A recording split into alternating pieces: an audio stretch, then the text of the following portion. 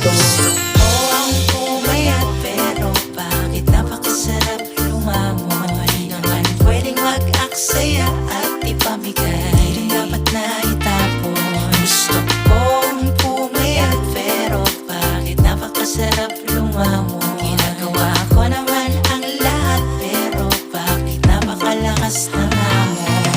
Gusto kong pumayat, atat, nag-i-exercise na nga, sandok nga lang binubuhay. Isang beses lang ako kung kumain, kaso nilulunod yung sarili ko sa kanin. Bidang-bida, kilabot sa mga handaan, maraming nagsarang na lugi ng mga kainan. At ang katwiran, hindi dapat nag-aksaya, kaya laging masaya, may take-out siya nadala. Laging kaya sa tuwing naghahabol lang sa bus, ginagawa akong una. Ano ba yan? Hindi makayuko, hirap tumayo, ikaw na lang ang lumakad, yoko nang lumayo. Sawang-sawa,